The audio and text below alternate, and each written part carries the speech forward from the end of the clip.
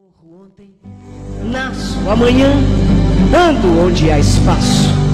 O meu tempo é quando és um senhor tão bonito quanto a cara do Começa agora, pela Rádio Toques de Aruanda, programa Casa de Lei, com o sacerdote umbandista Alain Barbieri. Oferecimento Templo Escola Casa de Lei. Acompanhe nossa agenda de cursos e atendimentos no site www.casadelei.org.br. Estudar em Casa, a maior plataforma de ensino à distância voltado à espiritualidade. Acesse www.estudaremcasa.org.br. No ar, programa Casa de Lei, com o sacerdote umbandista Alain Barbieri. És um dos deuses mais lindos. Tempo, tempo, tempo, tempo.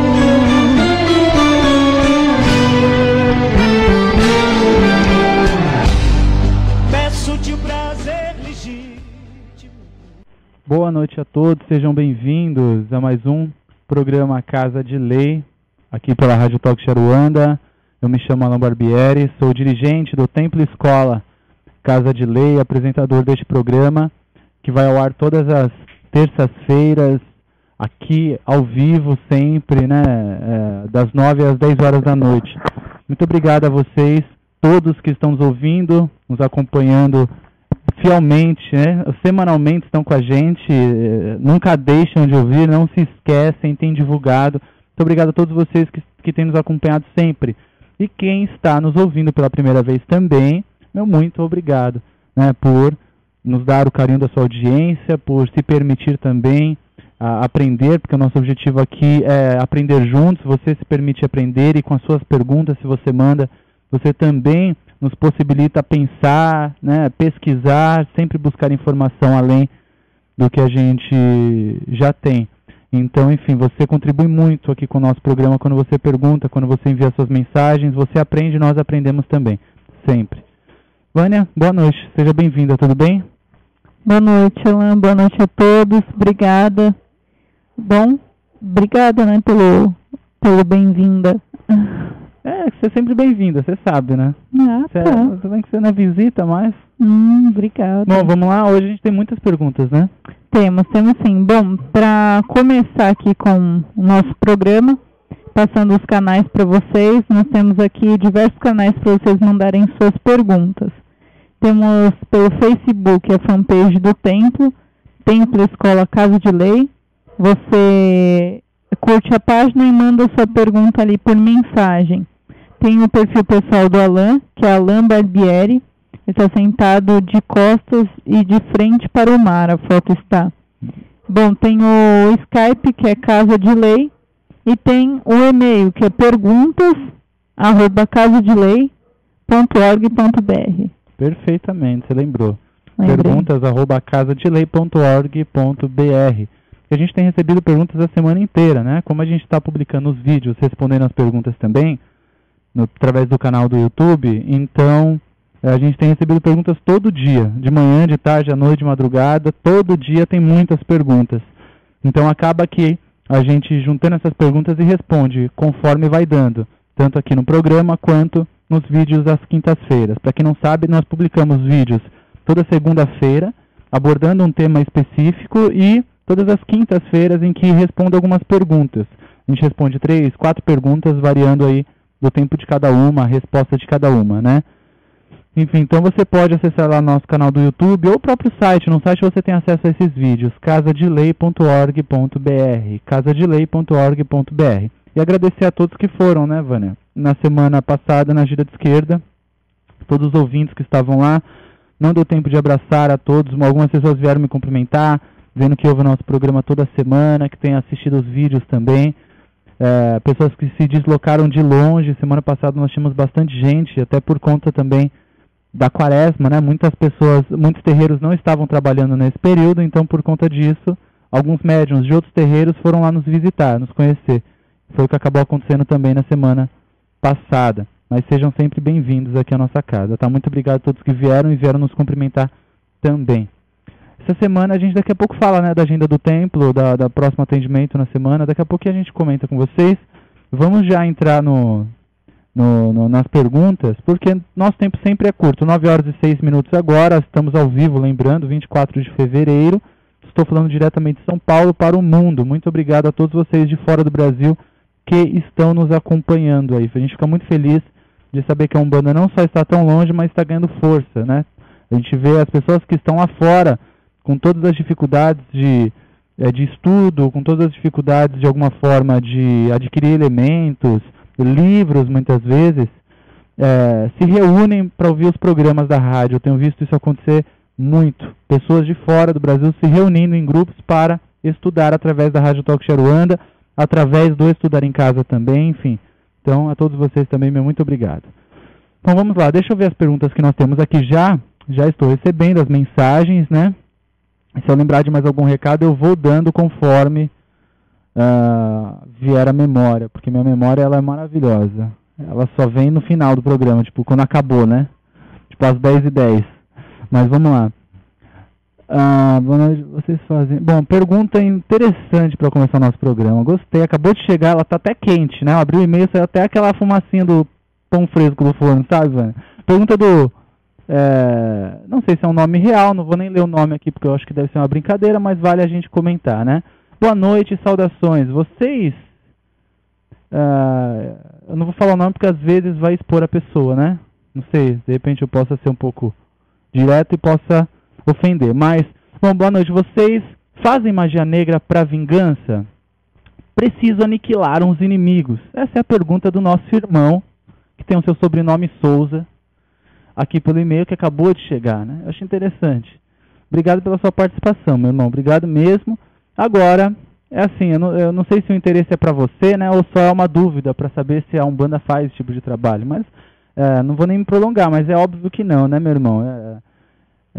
Magia negra para vingança, eu acho que vamos até esclarecer uma coisa assim, é válido. As pessoas às vezes acham, né? Vou lá, peço para alguém fazer um trabalhinho de vingança, ou até amarração amorosa, vamos estender a questão, amarração amorosa, ou magia para fazer pacto com o diabo para ganhar na Mega Sena, ou qualquer outra coisa do tipo que possa, supostamente, sei lá se existe, mas existir. E aí a pessoa acha que é assim, tipo, eu vou lá, peço e me atendem e acabou, né? Meu irmão, tudo que a gente pede para o mal, né? Para essas forças negativas, nós, de alguma forma, carregamos uma dívida muito grande com esses espíritos, né? Você vai lá pedir a vingança de uma pessoa, por exemplo, você pode ser atendido em algum momento? Talvez sim, mas automaticamente tudo isso está convertido para você também, tá? Você não acredite que tudo vai ficar bem para você. Então, meu irmão, na minha humilde opinião aqui, eu acho que se esse é o seu interesse, eu gostaria que você pudesse um dia vir lá no templo, a gente poder conversar pessoalmente, eu poder te explicar um pouquinho o sentido disso. Tá? Mas seja bem-vindo à nossa casa. Eu não sei se a pergunta ela é real, né? Mas é comum pessoas terem essas dúvidas. Eu já recebi muitos, né? A gente aqui, meu Deus, dezenas de e-mails. Alan, eu preciso muito de uma pessoa de volta na minha vida. Por favor, eu confio muito no que você fala, eu tenho certeza que você pode me ajudar. Alan, estou numa dificuldade financeira gigantesca, eu queria muito que você me ajudasse a converter essa situação, eu faço qualquer coisa, né? Tipo, algumas coisas que as pessoas imaginam, né? Ou então, como este caso de vingança, nossa, quantas pessoas nos mandam e-mails dizendo, eu preciso muito me vingar de uma pessoa porque ela foi injusta comigo. Né? Segundo aos seus olhos ela foi injusta, mas talvez aos olhos de Deus, aos olhos de Xangô, não. Então, a gente precisa buscar um pouquinho mais de bom senso aí, né? Pra gente entender o real sentido das coisas, meu irmão. Então, se um dia quiser ir lá no templo conversar comigo, fica à vontade, eu te atendo com certeza. Eu atendo no sentido de conversar, eu não faço atendimento particular, né? No sentido de conversar, assim como eu atendo todos aqueles que a gente consegue, né? Quando vem nos falar com a gente. Obrigado, viu, pela sua participação. Recebi aqui também alguns e-mails de pedidos de ajuda, pedidos de oração. Estou encaminhando esses nomes também. A gente pega esses nomes e sempre coloca no nosso Congá, em algum ponto específico. Então, eu sempre recebo esses nomes que as pessoas pedem ajuda para casos de doença, casos de dificuldades específicas, a gente sempre encaminha. Tá? No dia da gira, um pouco mais cedo, que eu sempre vou à tarde, né, antes da gira, Algumas horas antes da gira eu estou no templo, organizando o templo, vendo se eu preciso fazer alguma coisa, e neste momento eu já coloco os nomes em algum local específico para oração e pedidos, enfim, tá bom? Já separei os nomes de quem me mandou aqui, inclusive o seu, tá, Andréia? Que eu vi aqui toda a sua história, eu já li o caso para poder de perto entender e encaminhar para a força divina correta que poderá aí te auxiliar dentro do seu merecimento. Obrigado, viu? Bom, vamos lá. Deixa eu dar uma olhadinha aqui nas dúvidas, que são muitas. Alan Carvalho. Olá, meu nome é Alan, sou de Curitiba, participo de uma casa por volta de 2 anos. Comecei por causa da minha esposa e desde então estou nesta caminhada. Minha dúvida é a seguinte. Esta casa que participo, vejo muitas coisas que acontecem que não me agradam. Essas coisas sempre ocorreram, mas conforme eu obtive mais conhecimento, comecei a perceber. Enfim, acho que não me encaixo mais na casa. O que me incomoda é que vi alguns casos de outras pessoas que saíram desta casa e eles dizem que os guias dessas pessoas que saíram ficam lá no terreiro. Vejo outras pessoas lá dentro recebendo, isso é chocante, hein? Recebendo os guias dessas pessoas que saíram. Ou pelo menos assim dizem, os Exus, baianos, etc. Mesmo essas pessoas que ali não estão continuando participando, mesmo que não estão continuando participando em outra casa, isso é possível? É uma atitude correta? Toda vez que isso acontece, eu sinto que nem existe incorporação e nem entidade, mas sim uma encenação. Muito obrigado, que nosso Pai Oxalá o abençoe e que Pai Ogum lhe proteja nos seus caminhos. Alan, meu querido irmão, muito obrigado pela sua participação. Eu estou sempre perplexo com algumas perguntas nesse sentido, por não acreditar que no ano de 2015, pós-carnaval, ainda exista assuntos desse gênero, né? Ainda exista isso dentro da Umbanda, com tanta informação que a gente tem. Me desculpa, é inacreditável. Olha, eu nunca falo isso, tá, Alan? Nunca recomendo isso para ninguém. Ou raramente faço isso porque não devemos julgar, né, um trabalho realizado por uma casa, ou da forma que ele é realizado, porque cada casa pratica uma Umbanda específica, cada casa expõe no seu trabalho, no seu ritual, particularidades que aprendeu, que vivenciou. Agora eu vou te dizer, Alan, o que está acontecendo no seu terreiro, meu irmão, não é saudável. Isso não é Umbanda, isso não representa a nossa religião. Então eu vou te dar um conselho sincero, sai desse lugar, tá bem? Se o motivo fosse só o fato de, aqui dizem que os guias ficam na casa, eu vou entender que é um melindre do dirigente. Ele diz isso para os médios ficarem preocupados, aí ninguém sai. Porque isso é mentira. O guia não fica na casa. O guia acompanha o médium, o guia não é da casa. O guia não é uma posse da casa. O guia acompanha a vida do médium, esse médium onde ele estiver, em qualquer religião, nem em terreiro, especialmente. E agora, pior ainda, eu estou falando ainda isso, o que é mais chocante é o fato de alguns médiuns deste terreiro incorporarem os guias daqueles que saíram. Isto é inaceitável, é desrespeitoso, é inacreditável. Então, meu irmão, olha, com sinceridade, eu vou te dizer, sai dessa casa e busque outro local para você poder exercer a sua mediunidade, em um local que vai te fornecer verdadeiramente a vivência da Umbanda. Isso, para mim, não tem o que fazer. É aquela coisa, a pessoa vai lá, não tem o que fazer no terreiro, e fala, vamos fazer alguma coisa diferente? Vamos incorporar o guia dos que saíram. Não sei se eles ficam conversando entre eles, falam, vamos organizar hoje uma gira dos ex-guias. Dos guias que eram da casa, né? Pelo amor de Deus. Alan, fica aí meu conselho, tá? Eu nunca falei isso aqui no programa para nenhum médium, hein? Primeira vez e reafirmo, sai desse lugar. Grande abraço para você. Deixa eu ver aqui. Nossa, muitas mensagens. E as perguntas longas também, gente. São perguntas que dá um programa inteiro, viu? Eu tenho um e-mail aqui que tem 7 perguntas. Tem até os tópicos, eu adorei. Eu vou responder elas agora e a gente vai... bom que a pessoa já pega um programa exclusivo para ela. Com certeza. Mas é legal. Mostra a confiança, mostra que acredita de alguma forma, né, na nossa opinião. E tem todas as suas dúvidas formuladas. Isso é legal. Você tem que ter dúvidas, tem que expor, né? Isso é válido. Às vezes você fica lá e fala, não vou perguntar o porquê... da vela branca para Oxalá.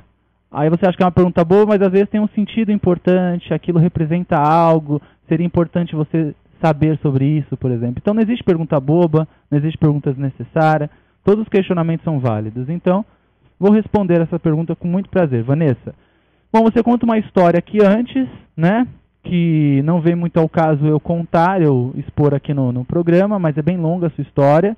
E aí você coloca uma observação. Sou filha de Inhansã de frente, Oxóssi de costa ou ajuntó, né? E Iemanjá de equilíbrio. Eu não entendo muito bem esse contexto equilíbrio, mas, enfim, você coloca aqui os seus pais e mães de cabeça, né?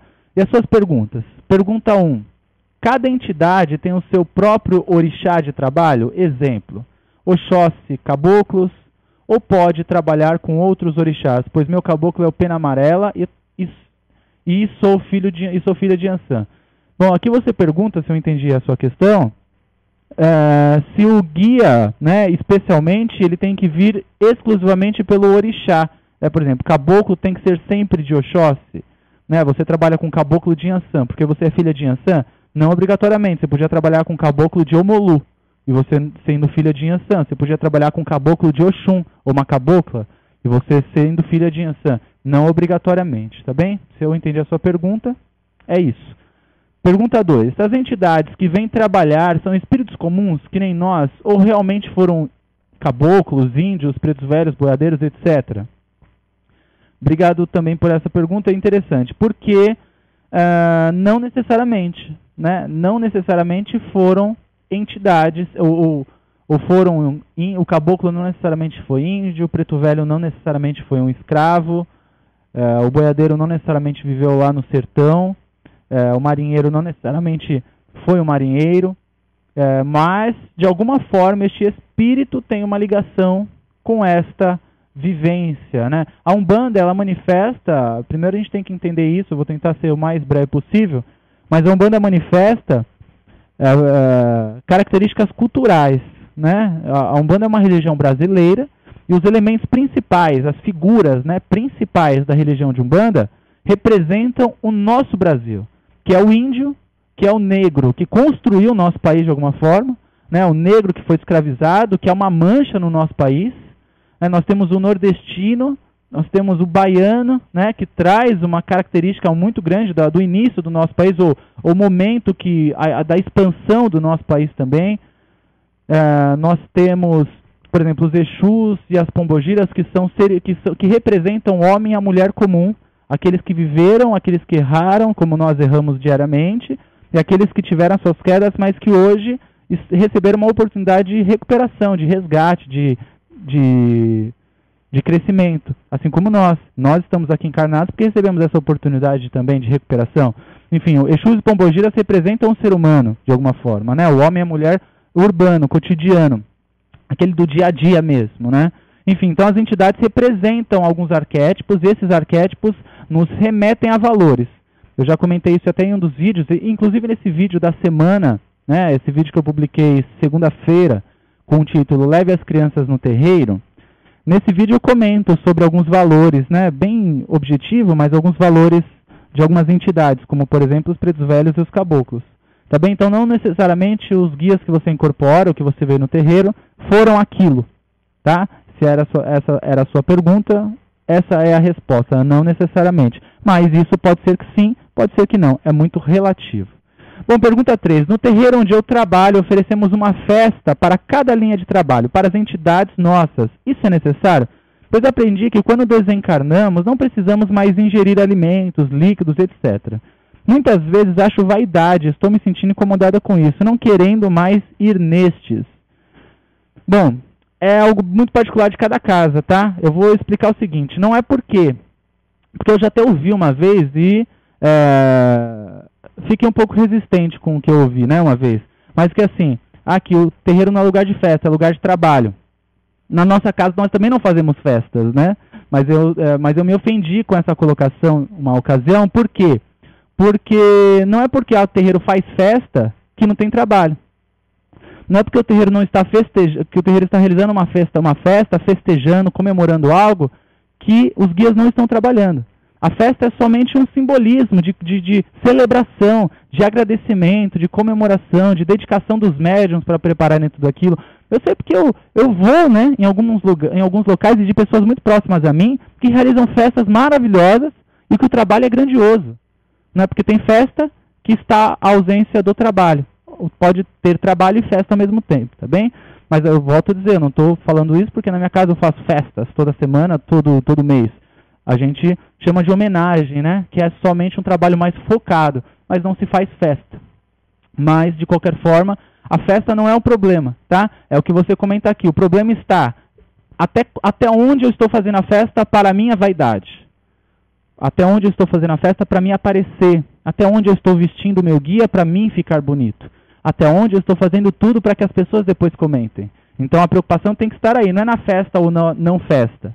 E sim o quanto que eu estou fazendo isso pelo meu ego, ou para me mostrar, né? Ou para realmente o guia, por gratidão. O guia não precisa de nada, o guia não precisa do fumo, o guia não precisa da bebida, o guia não precisa da roupa, quem precisa somos nós. O guia usa do fumo porque nós precisamos do magnetismo desta erva, desta planta, dos vegetais que está contido ali no charuto, na cigarrilha, no cigarro de palha. O guia não usa a bebida porque ele gosta da bebida, porque ele precisa da bebida. O guia usa a bebida porque ali na bebida tem um álcool, além dos vegetais contidos para a preparação daquela bebida, e aquilo é manipulado magisticamente pelo guia, porque nós precisamos. O guia não precisa daquilo, ele utiliza daquilo para o nosso benefício. Não é ele, somos nós. A necessidade é nossa, é o consulente, é o médium, nunca o guia. Né? Assim como as comidas. O guia precisa comer. A pessoa vai lá e serve, né? Vamos imaginar uma festa de preto velho.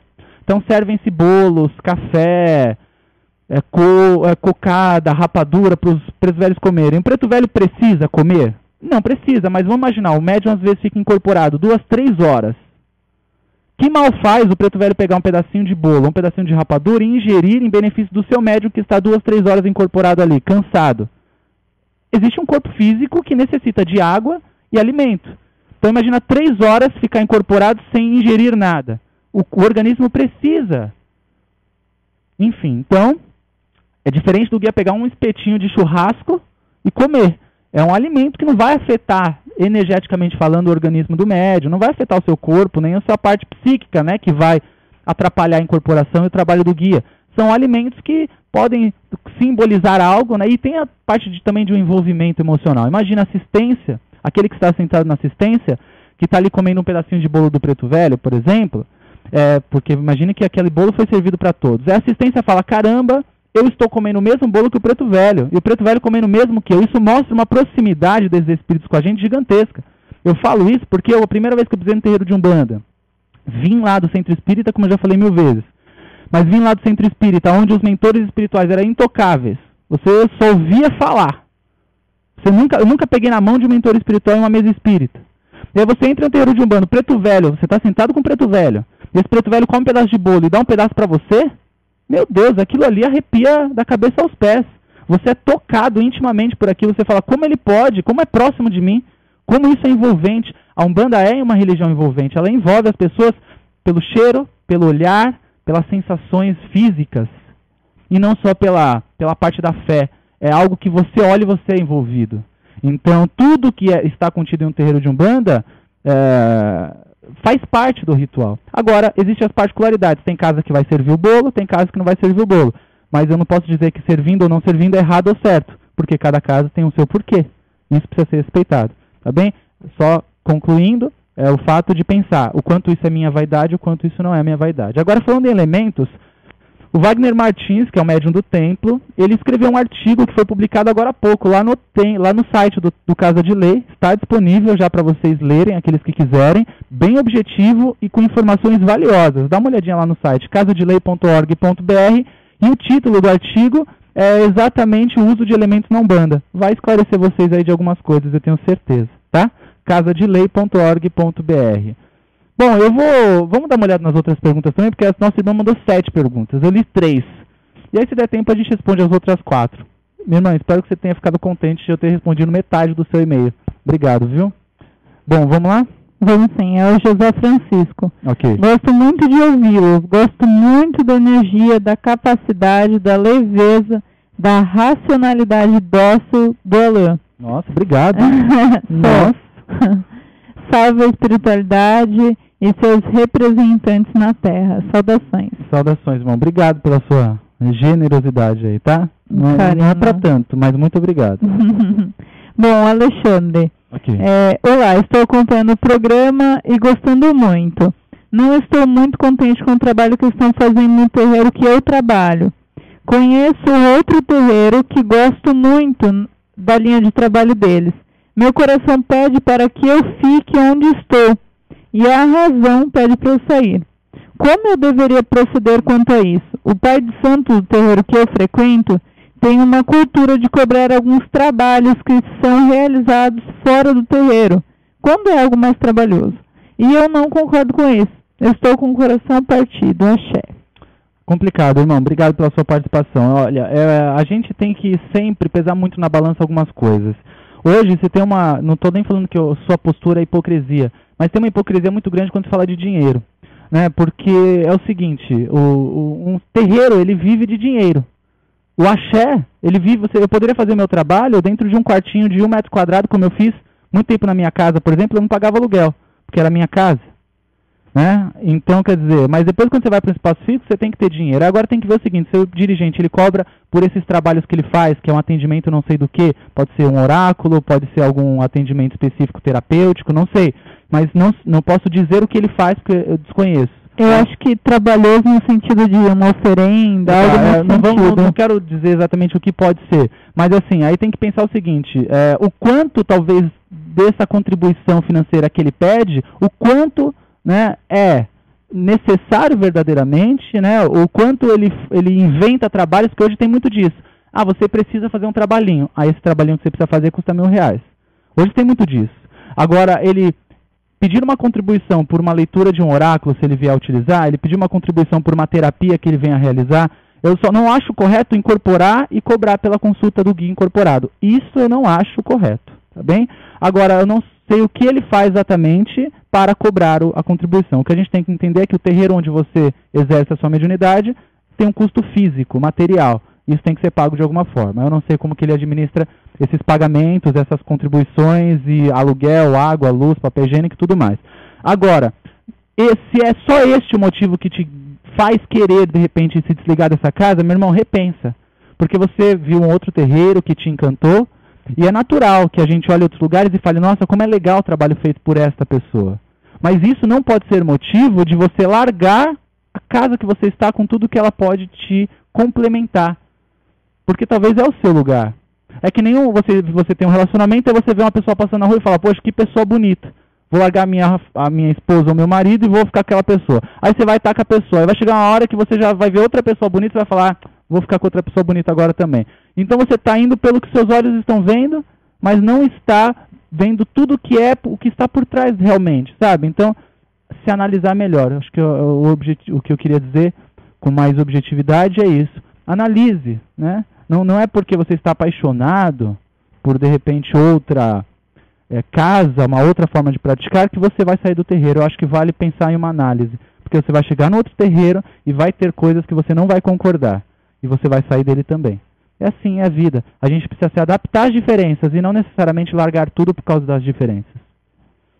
É o meu conselho. Porque tem muitos médiuns, né? Muitos médiuns que vêm até a nossa casa e falam, a gente teve muitos casos agora para esse começo de ano de pessoas querendo deixar o seu terreiro para iniciar. Como que eu inicio no Casa de Lei? Eu gostaria muito, eu tenho acompanhado o trabalho de vocês, eu tenho achado muito legal, eu vejo o trabalho dos médiuns, a forma que vocês realizam o trabalho, a gente tem gostado muito, não sei o quê. Como que eu faço? Falei, mas é por isso que você quer sair do seu terreiro? Ah, é, porque eu gostei muito do trabalho que você faz. Falei, não, você não deve sair do seu terreiro por esse motivo. Por quê? Porque não deve. Só porque você gostou daqui, isso está errado. Não funciona dessa forma e não pode ser dessa forma. Então, zele pelo lugar que você está, procure se adaptar, porque nenhum lugar é perfeito. Assim como nada na vida. A gente precisa sempre se adaptar, ser flexível, enfim. Agora é você analisar esses trabalhos que, de repente, o seu dirigente faz e que você está julgando aí que não é tão correto. Para que é feito? Né? É para o bem? De repente, existem trabalhos por trás que não são bons, aí vale você analisar. Mas é ver exatamente o contexto, tá, meu irmão? É meu conselho para você. Porque eu conheço irmãos que fazem trabalhos de atendimentos terapêuticos, atendimentos com magias, atendimentos diversos e cobram pelos seus atendimentos, e nós reconhecemos o quanto que é caro hoje um aluguel, o quanto que é caro isso e o quanto que é caro aquilo para se manter um terreiro de Umbanda, e que se esse cara não fizer dessa forma, como que ele paga? Então, é uma coisa complicada, é difícil de julgar, né? Né, Vânia? Vamos lá? Vânia está olhando aqui as mensagens no celular que a gente está recebendo. Mas é isso, então é complicado. Que as pessoas, às vezes, vamos só para concluir, às vezes as pessoas falam, como você pode, Alan? Você fala tanto da Umbanda, mas como você pode cobrar mensalidade de um curso? E a caridade, onde fica? Falei, a caridade fica sexta-feira. A caridade fica na sexta-feira no dia de gira, porque eu estou dando o curso, estou fornecendo o conhecimento que foi base do que eu pesquisei. É a minha forma de sustentar esse terreiro. Ou você acha que o quê? Meu caboclo traz de Aruanda o dinheiro para pagar aluguel? Não. Né? Porque as pessoas julgam e falam, e a caridade? Meu bem, a caridade está na gira, que não é cobrado, tudo que é feito na gira é para o consulente, para os médios, enfim, o mínimo que a pessoa pode fazer é de alguma forma contribuir. O que eu acho engraçado, Alain, é assim... Mas é que a gente já está entrando em outro assunto, né? Tem nada a ver, mas é que eu estou falando da questão do dinheiro, porque se cria uma hipocrisia. Sim. Né? Então, mas nesse sentido mesmo, o que eu acho engraçado é que assim... todo mundo fala em relação ao dinheiro, que se não deve cobrar, não se deve isso, não se deve aquilo. Mas eu acho engraçado que, assim, eu posso dizer raramente, quase nunca, ou nunca, vem um consulente e traz uma vela para ele usar. Ele não traz um papel higiênico para ele poder usar. Tem consulente, às vezes, que ganha a vela do guia, que o guia dá a velinha para ele acender em casa, e a gente encontra essa vela no banheiro, como foi essa semana. Exatamente. Peraí, o médium pagou 50 centavos ou R$1 naquela vela e o consulente deixou no banheiro do terreiro. Exatamente. Peraí. Então, acho que por isso que eu nunca... de Aruanda aquela vela. Então, eu acho muito hipocrisia dizer isso, né? Não, é uma ignorância. Então, assim, quando se fala de dinheiro, a gente tem que pesar muito na balança. Com certeza. Para quê, por quê e até onde é necessário. Né? A ausência da parte financeira é uma ignorância. Sim. Mas é para onde está sendo direcionado e qual momento que é solicitada essa contribuição. Com certeza. O problema é você entrar no terreiro de Umbanda para falar com o guia aqui é R$50. Aí é uma outra história, como existem consultas por aí que você paga para falar com o guia. Parece que aí você marca um horário, né? Você marca o horário para falar com o Preto Velho. Você marca o horário lá, olha, 3 horas da tarde o Preto Velho vai estar aqui para falar com você. Não, isso tá erradíssimo, o guia não está à nossa disposição. É verdade. Então, enfim, tem que se pesar muito na balança, porque de alguma forma, para a gente ter um espaço confortável, né, a gente precisa, no mínimo, ter condições financeiras. Exatamente, para manter. Para manter, perfeitamente. Bom, mas vamos lá. Falando de coisa boa, vamos passar mais uma pergunta. A gente acabou estendendo, mas obrigado pela sua participação. Mas o que você falou da questão dele cobrar uns trabalhos por fora, enfatizou muito isso. É verdade. O fato de cobrar pelos trabalhos por fora. E não uma questão relativa. Por ele, né? É uma questão relativa. Com certeza. O fato de cobrar por fora. Depende muito do que ele está fazendo esse por fora aí. Né? Tem que ver a postura, o caráter desse indivíduo, sacerdote, para ver se o que ele está fazendo é certo ou errado. Bom, a Vera Valdeci. Boa noite, Alan. Estou aprendendo muito com você. Tenho uma dúvida. Tenho meus guias no centro que trabalho, e se eu mudar de casa, os guias serão o mesmo que vou trabalhar nessa nova casa? Desculpa a minha ignorância, eu comecei há pouco tempo na Umbanda. Obrigada desde já, beijo. Achei linda essa pergunta, é uma coisa que deveriam te esclarecer no próprio terreiro também. Né? Todos têm que saber que o guia que você está incorporando é um espírito que já te acompanha, que tem uma ligação com você, que tem se preparado para estar com você, que se preparou para se manifestar como um guia que está com você, ele está te acompanhando até o final da sua vida, alguns deles. Então são guias que estão ligados a você e não ao terreiro. Então aonde você estiver, dentro de um terreiro ou de uma igreja, esse guia vai estar do seu lado. É o mesmo, sempre. Tá? Não fique preocupado. Teve a questão da pergunta aí anterior, né, do começo do programa, se os guias ficam na casa, por exemplo. Parece que o guia, o terreiro dá o guia, né? O médium entra e o terreiro te dá os guias pelo período de prestação de serviço que você está dando ali. E te empresta os guias, e não, os guias estão com você. Verdade. Bom, vou passar outra daqui, tá? Ok. Essa é uma pergunta um pouquinho extensa, eu vou pedir para você prestar bem atenção, não que você não preste. Ok, obrigado. Mônica Tofano. Olá, Alan e Vânia. A sua bênção. Gostaria de entender as diferenças das guias e brejadas, etc. Sei que por elas podemos identificar a hierarquia dentro de uma casa. bem como o guia, o orixá de quem a usa. Mas são tantos modelos que me complicam, risos. Sem falar que parece que banalizou-se o seu uso. Assistindo à apuração das escolas de samba no Rio de Janeiro, vi um integrante da diretoria da escola que mais parecia uma vitrine. Risos novamente. Eram guias de todas as formas, cores e tamanhos. Se der, gostaria também de entender as tão faladas 7 linhas de Umbanda e suas legiões e falanges. Já li muito a respeito, mas acredito que sua explicação será melhor. Não frequento nenhuma casa hoje, aqui em Macapá não encontrei, mas faço meus trabalhos, entre aspas, com meu pai Joaquim de Angola e com o apoio do meu marido. Sou filha de Ansan, Ogum e Xangô, é o que me disseram desde criança, em todos os lugares por onde passei. O pouco que sei foi a espiritualidade que me ensinou e a minha curiosidade em buscar esclarecimento. Encontrar vocês foi um presente divino. Desculpe o texto tão grande, serei mais breve nos próximos. E risos novamente. Obrigado, viu? Obrigado pela sua participação. Mônica. Que Pai algum nos abençoe sempre, né? E não precisa ser breve nos próximos, não. Eu fico feliz que você vai fazer próximas perguntas. Foi bem clara as perguntas. Bom, legal, sim. Bom, vamos lá, vou tentar ser o mais objetivo possível, tá? A primeira pergunta é sua, especialmente, eu vou falar primeiro do comentário das 7 linhas, né? Você, qualquer coisa que eu fale aqui, vai ser um resumo. Então, é uma coisa que não convém só eu dizer uma respostinha aqui para você. Eu vou te recomendar a leitura de um livro. Ou se hoje você já realiza um trabalho na sua casa, com esse preto velho maravilhoso, e acompanhada pelo seu marido, é ideal que você estude e não só tenha uma resposta como eu poderia dar aqui no programa. Então, eu vou te recomendar 3 livros para você ter na sua casa, que vão te dar esclarecimento sobre um pouco do que é a Umbanda, do que são os orixás e as linhas de Umbanda, tá? Primeiro livro, Teogonia de Umbanda. Segundo livro, As 7 linhas de Umbanda. Então vamos lá, Teogonia de Umbanda. Segundo, As 7 linhas de Umbanda. E terceiro, Código de Umbanda. Todos do Rubens Saraceni e da editora Madras.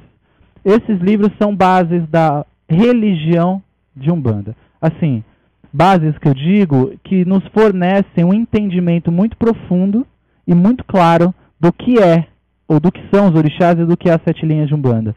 Se você tiver esses livros em casa, e você deve ter, se você hoje realiza um trabalho na sua casa, você precisa o máximo que você puder estudar.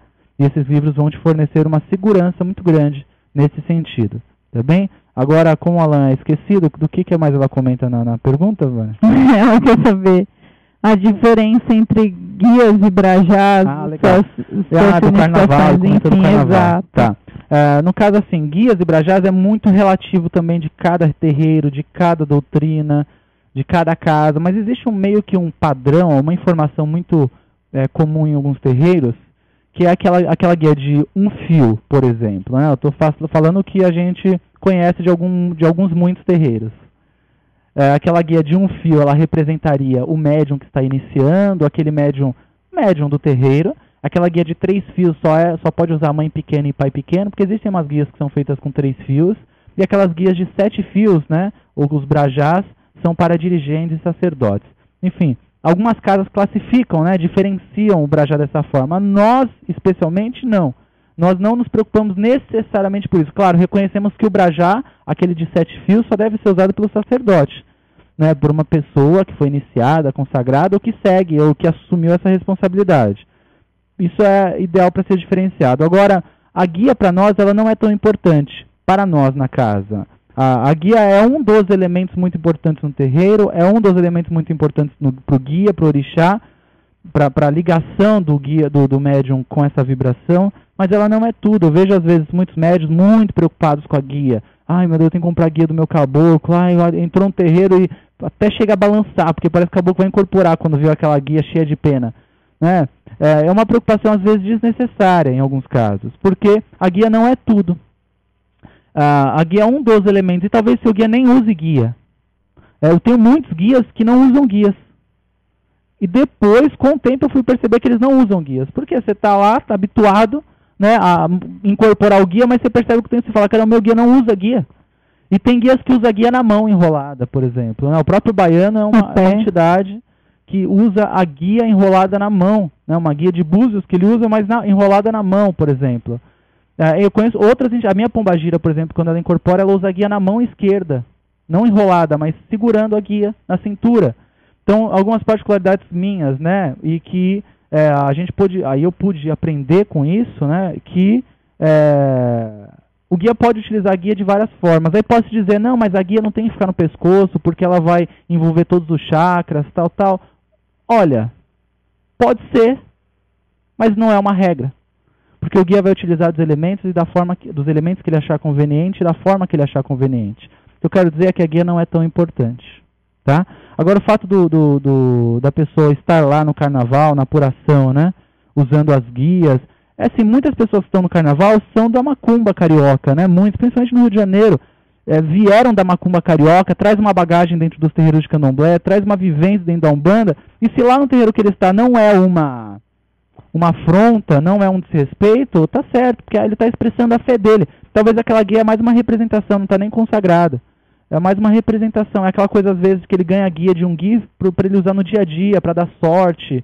Enfim, não é necessariamente a guia, pode não ser a guia que ele usa no terreiro, se ele for um médium. Aí poder perguntar, mas isso não é um ambiente profano, como me perguntaram, né? Mas não é um ambiente profano para se usar as guias, enfim. Para nós ou para algumas pessoas, pode se julgar profano, porque tem algumas mulheres nuas, porque pode ser ter bebida, porque não sei o que, mas para eles talvez não. Para quem está ali talvez não seja profano, talvez não seja desrespeitoso. É que nem aquela história, né, que sempre tem um debate na internet. A pombagira, a imagem de pombagira nua, é profano? É desrespeitoso? O que é melhor, a imagem de pombagira nua ou com roupa? Né, teve um debate essa semana aí na internet sobre isso mais uma vez, né? Enfim, aí para uns pode ser desrespeitoso, para outros não, enfim, então não dá para julgar. O que importa é que o indivíduo está manifestando a sua fé no divino. Isso é o que importa no final. Tá? De qualquer forma, ele poderia estar com um crucifixo ali e ser católico. Ele está com um crucifixo no pescoço e está expressando a sua fé. Né? Ele poderia estar com uma Bíblia de bolso no bolso dele e poderia estar expressando a sua fé independente. Ele só está com uma guia que representa algo para ele naquele momento. Também o serviço dele, né? Muitas vezes, né? Que serviço? Trabalhar no carnaval. É o trabalho dele, né? Ele não está só festejando, né? Ele está trabalhando. A mesma coisa da gente pegar, de repente, uma guia e usar por baixo da roupa para ir para a empresa trabalhar. Ele só está usando a guia dele também para ir trabalhar, tá? Enfim, então é algo bastante relativo, não dá para dizer. Verdade. Bom, eu vou passar aqui a pergunta do Eduardo José Alves. Ele diz, parabéns e amo muito o programa. Que bom, obrigado, meu irmão. Nós também, viu? Aí tem um comentário e a pergunta do Eduardo aqui. Ele manda a pergunta assim, ele manda o comentário assim. Olá, ouvindo o programa Casa de Lei agora. Peçam que não mandem, ele manda no meu perfil, né? Peço que não mandem perguntas que deixam Alan excitado, empolgado, senão não vai sobrar tempo para responder as nossas perguntas. Manda risos aqui. Ele diz, fica a dica. Bom, aí a pergunta dele, para ele não puxar minha orelha. Bom dia, Alan, porque lá ele está no Japão, né? Sim. Bom dia, Alan e Vânia. Até que enfim acabou o horário de verão. Concordo, Eduardo, odeio o horário de verão. Ouvindo o programa hoje, risos. Alan, sobre a gira de Exu, se o caboclo das 7 encruzilhadas anunciou que usaríamos o branco, qual a necessidade de usar o preto? É necessário cobrir o congá? Só podemos usar as guias de Exu? Obrigado pela atenção de sempre. Abraços fraternos. Legal. Bom, na verdade, obrigado pela sua participação. Na verdade, a cor da roupa, o caboclo das 7 encruzilhadas nunca disse só usarás o branco. Ele nunca ditou isso como fundamento. Ele ditou que a roupa branca seria o usual. Mas, óbvio que com o tempo, a gente está com 100 e poucos anos de religião, com o tempo houve muitas mudanças. As outras linhas surgiram, foi inserido dentro do terreiro de Umbanda o atabaque, que na tenda Nossa Senhora da Piedade não tem.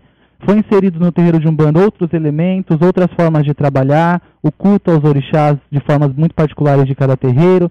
Foi inserido muitas coisas, né? Enfim, então, eu poderia estar usando preto e vermelho para Exu, eu poderia estar usando verde para os caboclos, eu poderia estar usando preto e branco para os pretos velhos, ou xadrez, como alguns terreiros usam.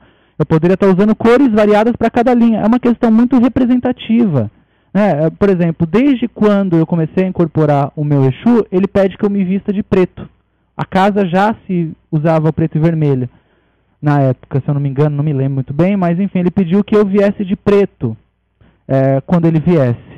É uma escolha dele, por exemplo, com a minha incorporação. Ele nunca pediu nada, chapéu, capa, nada dessas coisas, mas ele só tinha pedido, olha, venha de preto quando puder, mas ele já veio muitas vezes de branco. É uma representação, tá? Claro que a cor da roupa, a roupa que nós estamos usando, ela é um elemento sagrado também.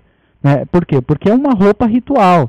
É uma roupa que, de alguma forma, manifesta uma vibração. Por isso que a gente tem que ter alguns cuidados com a nossa roupa de terreiro. Né? Lavar ela separada, nós já estamos isso em outras ocasiões. Porque a nossa roupa do ritual em si. Então ela, de alguma forma, carrega uma vibração e uma representação muito grande. E a cor preta também, ela traz uma vibração muito ocultadora. Né? É uma cor, assim como o preto e assim como o vermelho, são cores manipuladas muito pela linha de esquerda. Exus, pombagiras, Exus mirins. Então, naturalmente que a cor vai remeter a uma vibração também. Não só remeter vibratoriamente falando, mas emocionalmente, psicologicamente. Aquilo envolve de alguma forma o ambiente. Então, enfim, na nossa casa nós temos também como recomendação do próprio Exu que os médiuns estejam de preto e vermelho na gira. Poderia estar com a luz vermelhinha lá também, uma lâmpada vermelha? Poderia. Isso define alguma coisa boa e ruim? Não define. Eu poderia estar com o meu congá fechado? Poderia. Eu poderia estar com as imagens cobertas? Poderia. Enfim, são particularidades de cada trabalho, meu irmão. Essa é a grande verdade. Tá? Não existe o certo e o errado nisso. Nunca a gente pode apontar e dizer que isso é certo. Eu falo, na nossa casa, nós usamos o preto e vermelho. Mas se quiser vir de branco, vem de branco. O médium que não tem a roupa preta e vermelha, ou que, de algum motivo, decide vir de branco, vem de branco. E a entidade vai incorporar e vai realizar o trabalho. Não tem problema algum, não diferencia em nada. É uma questão muito particular de cada terreiro. Tá? Assim como é certo os Exus usarem capa, casas permitem, casas não permitem. É certo o preto velho usar chapéu? Algumas casas permitem, algumas casas não permitem. É certo usar bengala? Algumas casas permitem, outras não permitem. É certo Zé Pilintra usar terno? É particularidade de cada casa, meu irmão. Então isso não dá pra gente julgar. O que é importante eu ter conhecimento é que eu estou de preto e vermelho por uma representação.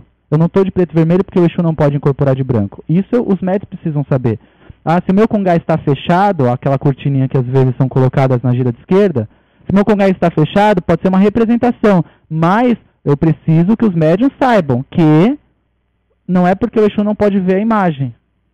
Não é porque o Exu contamina o congá. Enfim, são coisas desse gênero, né? Algumas casas, por exemplo, incorporam a esquerda e desincorporam a esquerda de costas para o congá também, ou então saldam a esquerda de frente para a tronqueira. Enfim, são particularidades, muita particularidade. O importante é que em cada desses terreiros com as suas particularidades seja explicado o porquê disso, para ficar bem entendido.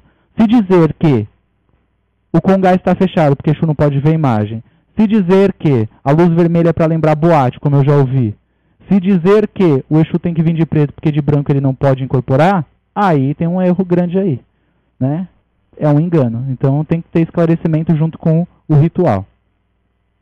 Obrigado pela sua participação, tá, meu irmão? Passa aqui do Nelson Neto, tá? Boa noite, Alan. Boa noite, Vânia. Alan, minha dúvida é a seguinte. Por que em cada casa que uma pessoa vai, as entidades / dirigentes diz que o orixá dela ou entidade é um ou outra, nunca coincidindo? Grato. Como assim? Desculpa, eu não compreendi. Que cada casa que ele vai, um dirigente ou uma entidade fala que ele é filho de tal orixá, fala que ele tem tal entidade, e isso nunca coincide, nunca é a mesma, por exemplo. É complicado também. São hoje situações, parece que eu estou em cima do muro para responder as perguntas, né? Mas não é, porque é relativo também. Vai de quem está fazendo essa leitura, de quem está identificando. É que tem pessoas que querem fazer bonito. Então olha para sua cara e fala, seu orixá é esse. Aí você fala para a pessoa, aí a pessoa fala para você, não, mas me disseram que é Oxalá. Aí a pessoa que está ali querendo se mostrar diz, não, erraram, é Xangô. E aí fica nessa troca às vezes de ego, né, para ver quem acerta, quem está certo, quem quer. Às vezes é uma bobagem. Mas às vezes, meu irmão, é sim uma pessoa que é capaz de identificar, um guia mesmo, identificar o orixá. Eu vou dizer que eu já até falei em vídeos e nos programas anteriores também, ver o orixá também não é uma prioridade, né? Então, se alguém te diz que você é filho de tal orixá, entra por um ouvido e sai pelo outro se você não faz parte daquele terreiro. Se você faz parte daquele terreiro, aquela informação é válida, é riquíssima para você. Agora, se você não faz parte daquele terreiro, para que saber orixá? Para que? Às vezes a pessoa nem cultua nada, não tem nenhuma relação com a Umbanda, com o Candomblé, mas a pessoa quer saber o orixá dela. Para quê? Então você cai numa grande possibilidade de erros. Porque o erro pode vir de uma pessoa despreparada que está ali fazendo essa leitura, essa identificação, né? Enfim, então é natural que algumas pessoas possam olhar você e falar que você é filho de um orixá e outro olhar e falar que você é filho de outro. Isso pode ser por um erro da interpretação, da pessoa que está falando ali, assim como pode ser que aquele guia, por exemplo, até um oráculo, Meridi Logum, né, que é o jogo de búzios, ou qualquer outro recurso que a pessoa tenha para ver o orixá, pode ser que aquele momento seja identificado a vibração do orixá que está prevalecendo na sua vida naquele momento. Pode ser que, vamos imaginar aqui, que você seja filho de Oxalá, aí você vai lá num terreiro e dizem que você é filho de Xangô. Pode ser que até identificar essa vibração em você, mas não que você seja filho de Xangô, mas e sim que Xangô, naquele momento na sua vida, está se manifestando. Essa vibração está se fazendo mais presente. Esta vibração está atuando com mais profundidade em você. Porque a gente é filho de todos os orixás. A gente tem um pouquinho de cada um, porque para o ser humano existir em todos os sentidos, ele precisa da vibração de todos os orixás. Enfim, então pode ser que alguma das vibrações esteja mais presente na sua vida. Não é porque o Alan é filho de Ogum que só Ogum está aqui. Existem um pouquinho de cada um que se manifesta conforme a minha caminhada, as minhas escolhas, o caminho que eu decido seguir, enfim. Então aquilo vai se manifestar conforme a necessidade de cada um. Tá? Espero ter sido claro com a informação. Obrigado pela sua participação, viu, meu irmão? O Vinícius Lopes, ele manda assim: boa noite, Alan e Vânia. Você poderia falar a respeito da quartinha? Muito obrigado. Posso. A quartinha, na verdade, dentro, né, de algumas tradições africanas, ela já servia, né, não necessariamente de louça, porque a louça é porcelana, né, e ela vem ser usada mesmo depois que os escravos chegam no Brasil, especialmente porque aí era já utilizado pelos senhores da fazenda, né, eram as louças dos casarões, das mansões, das casas, das fazendas, e os escravos utilizavam dessas louças também para assentar os seus orixás e firmar.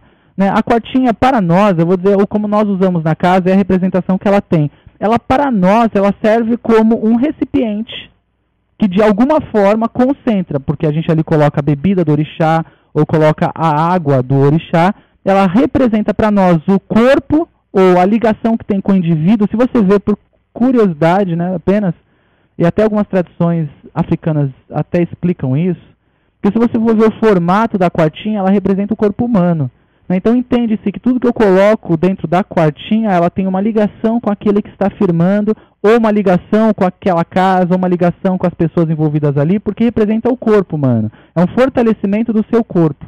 Então, por isso que em algumas quartinhas aí, que a gente vê feituras específicas, se coloca cabelo, saliva da pessoa. Por quê? Porque representa a pessoa. Né? Então coloca alguns elementos da pessoa. Mas enfim, nós na casa utilizamos a quartinha como um recipiente para colocar a bebida ou a água do orixá.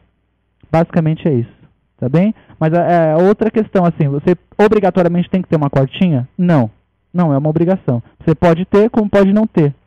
Isso é uma questão muito particular de cada terreiro.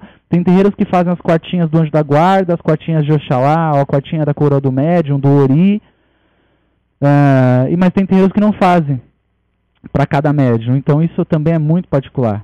Tá? Vai de ritual, vai de conhecimento, vai de necessidade, enfim. Muito obrigado pela sua participação, irmão. Bom, Ale Parreira.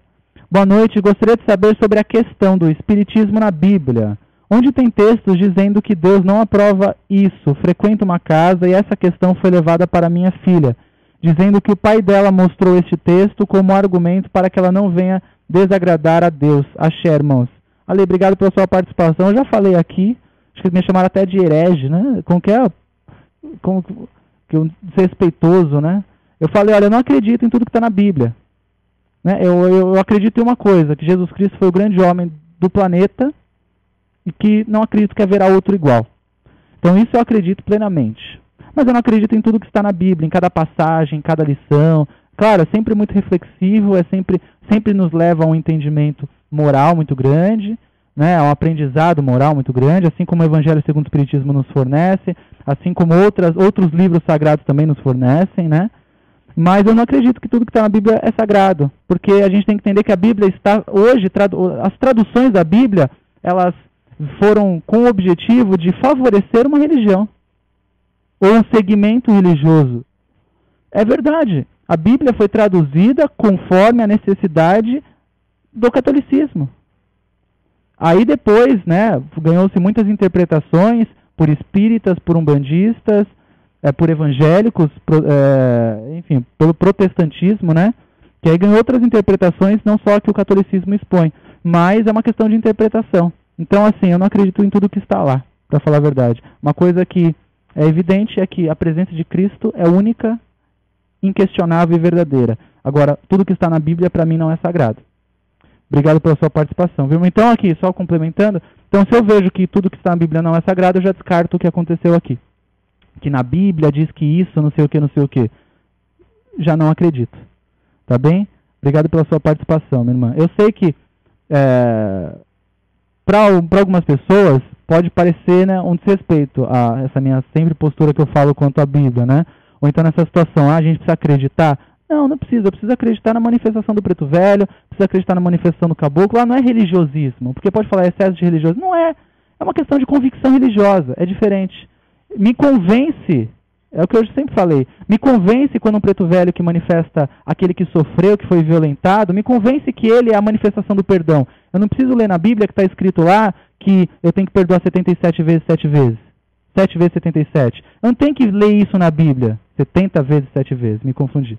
Eu não tenho que ler na Bíblia que eu tenho que perdoar 70 vezes 7 vezes se eu tenho dentro do terreiro de Umbanda um preto velho que representa o perdão. É uma questão só de convicção religiosa. Eu enxergo na minha religião tudo o que eu preciso. Basicamente é isso.